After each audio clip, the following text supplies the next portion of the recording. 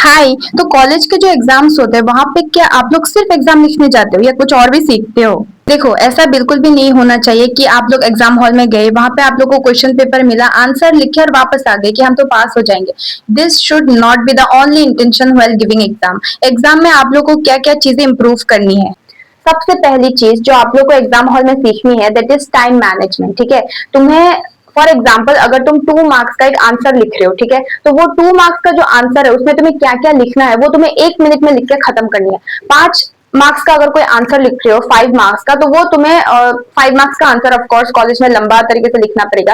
तो 5 मार्क्स का जो आंसर है वो तुम्हें 3 मिनट्स में लिख के कंप्लीट करना है या 2.5 मिनट्स में मैक्सिमम। ठीक है, तो इस तरह से तुम्हें क्या करनी है, अपनी स्पीड बढ़ानी है। ठीक है, क्योंकि देखो कॉलेज के जो एग्जाम्स होते हैं वहां पे टाइम बहुत ज्यादा दिया जाता है, मतलब क्रेडिट के ऊपर डिपेंड करता है कि पेपर का मार्क्स कितना है। लाइक 45 मार्क्स का भी होता है, 60 मार्क्स का भी होता है, तो उसमें तुम्हें 2.5 आवर्स मिलता है, तो इस हिसाब से बहुत ज्यादा टाइम मिलता है। ठीक है, हाँ, हर स्टूडेंट की कैपेसिटी अलग होती है, कुछ स्टूडेंट स्पीड लिखते हैं, कुछ स्टूडेंट स्लो होते हैं, वही चीजें इंप्रूव करनी है। ठीक है, तुम्हें स्पीड बनना है, क्योंकि फ्यूचर में अगर तुम्हें कोई कॉम्पिटेटिव एग्जाम का प्रिपरेशन करना है तो वहां पे तुम्हें स्पीडी मैटर करेगा। तुम्हें टाइम मैनेजमेंट अच्छे से आना चाहिए कि 1 मार्क का जो आंसर है उसमें तुम्हें 30 सेकंड देना है, 2 मार्क्स का जो आंसर है उसमें तुम्हें वन मिनट देना है, 5 मार्क्स का जो आंसर है उसमें तुम्हें मैक्सिमम 3 मिनट्स देना है, 10 मार्क्स का जो आंसर है उसमें तुम्हें मैक्सिमम 5 मिनट्स देना है। ठीक है, तो इस तरह से तुम्हें हर एग्जाम में अपनी स्पीड को बढ़ाना है। ठीक है, दूसरी चीज ये कि एग्जाम हॉल में बहुत ज्यादा, एग्जाम हॉल का जो एनवायरनमेंट होता है वहां पे भी बहुत सारा डिस्ट्रैक्शन होता है। लाइक कुछ स्टूडेंट्स ऐसे होते हैं जो तुम्हें जानबूझ के डिस्टर्ब करना चाहेंगे,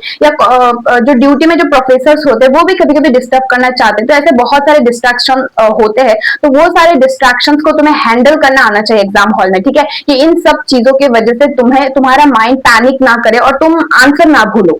थर्ड चीज जो तुम्हें सीखनी है एग्जाम में, जो प्रैक्टिस करनी है, दैट इज कम टाइम के अंदर तुम्हारे माइंड में अच्छा आंसर क्लिक करना चाहिए।